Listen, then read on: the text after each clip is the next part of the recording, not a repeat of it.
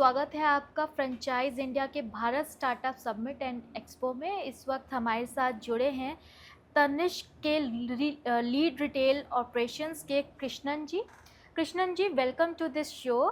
Tanishq basically जो तनिष्क है वो किस तरीके से पहले और अब में क्या डिफरेंस और क्या डेवलपमेंट्स उसमें अभी तक हुए हैं?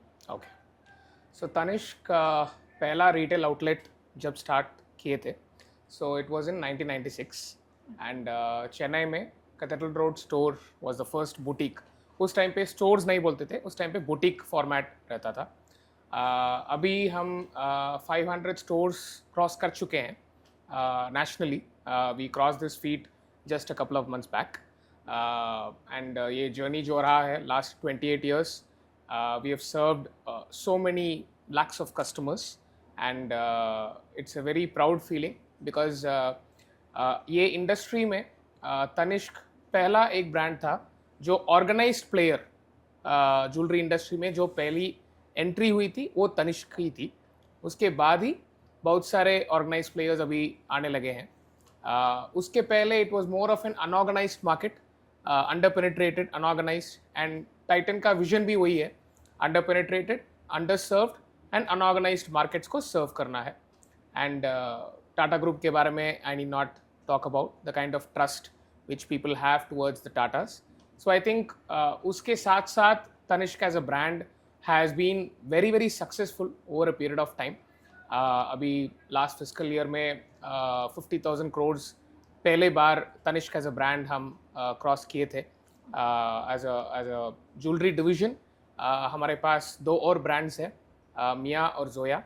Tanishq के अलावा वो भी टाइटन की अम्ब्रेला में ही आता है, एंड ज्वेलरी डिवीजन पे ही वो भी जुड़ा हुआ है। सो दो sister brands have also grown by a significant margin over a period of time. And अभी मेरा रोल जो है it's to handle the operations of the large format stores.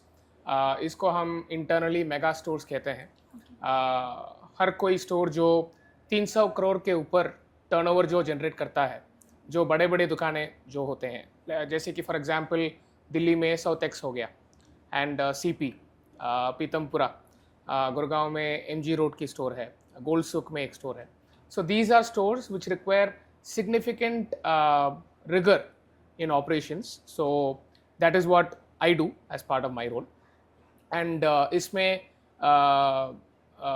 In fact very very interesting tidbit क्या है कि ये channel जो है, जो मेगा चैनल हम कहते हैं, 3 साल पहले ये प्रोग्राम स्टार्ट हुआ था for large format stores. And अभी हर साल में हमारा ग्रोथ जो रहा है as part of mega channel, वो हमारे लाइक टू लाइक स्टोर्स जो हम टेन्योर्ड स्टोर्स कहते हैं उससे भी बेहतर रहा है in terms of multiple initiatives, product related initiatives, marketing initiatives, and for ensuring the morale of people, lot of training, lot of HR initiatives, वो सब हम करते हैं। अगर हम ट्रेंड्स की बात करें तो ट्रेंड्स को किस तरीके से देखा जा रहा है? Sure, very relevant question I would say, because आजकल की जो कस्टमर है 5 साल या 7 साल पहले की कस्टमर से काफ़ी अलग है। Lot of people are preferring light weight jewellery, and customers are very informed. पहले ऐसे नहीं थे, पहले they were depending on the retail staff to help them and consult in a lot of options, and आजकल they already have their options finalized, online देख लेते हैं, and they have their designs ready, they have their specification ready, and ये हम हमारे modern gold करके एक category है उसके ग्रोथ में भी दिख रही है, because modern gold was not growing 2 years back, but अभी in the FY 24 and 25 last 2 fiscal years में अच्छा खासा ग्रोथ मिला है।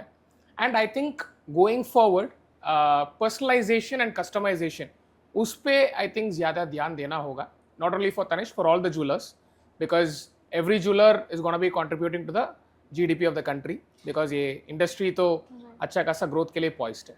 सो ज्वेलरी में, ज्वेलरी बिजनेस में अगर हम देखते हैं तो ज्वेलरी बिजनेस में अपॉर्चुनिटीज़ और चैलेंजेस क्या हैं?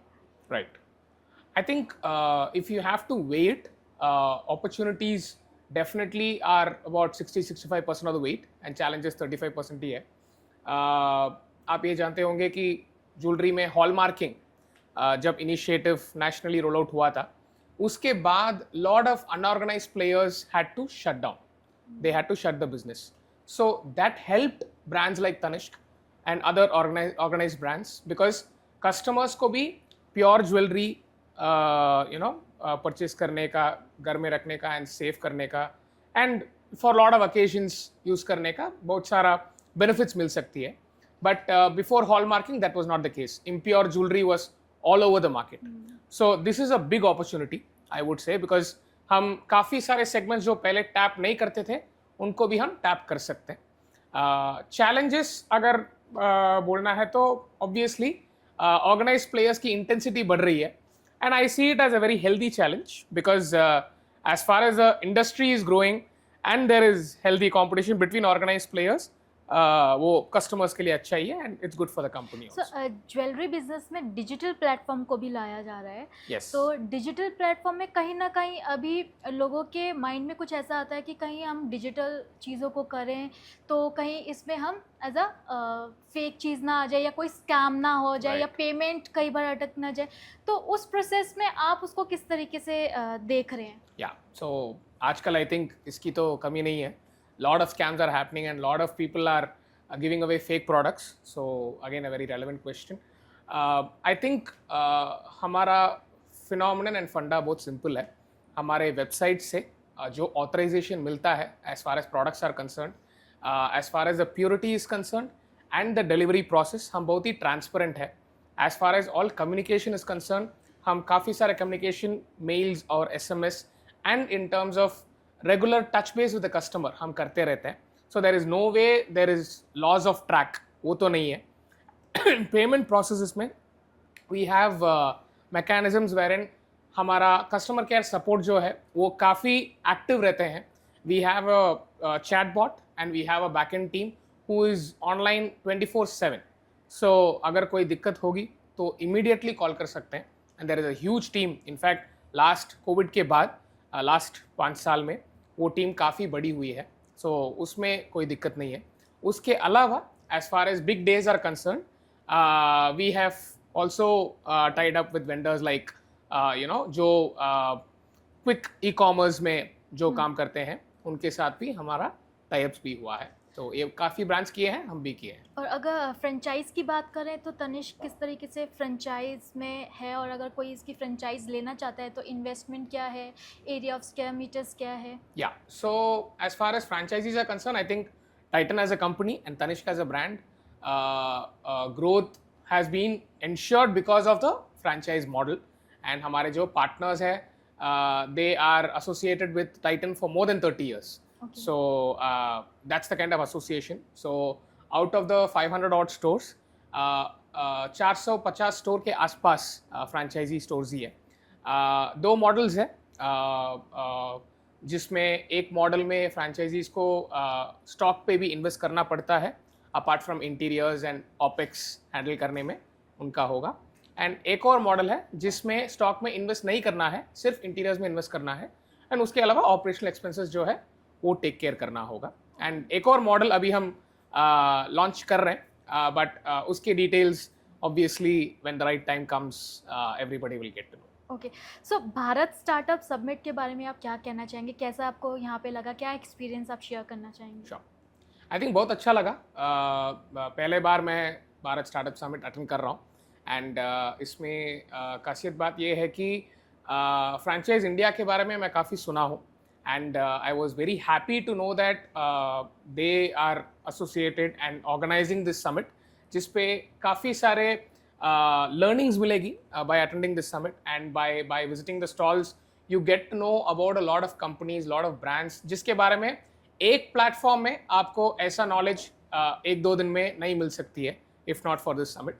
And I have been to multiple summits across the country, and ये काफ़ी स्पेशल है मुझे लगता है, because I think the way it's been organized and the number of people who are participating, इस पे नाम ही स्टार्टअप समिट है. The best part is there are mature brands as well as startups who are participating in this. So इसमें दोनों side की learning मिल सकती है, because it's not that even in case of Titan mature brand, it's not that we can't learn from smaller companies. Definitely learning मिलेगी.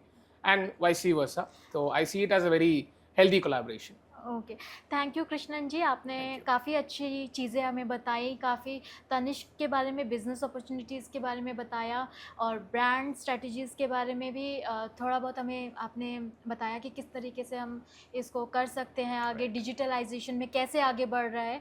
Thank you so much. Thank you.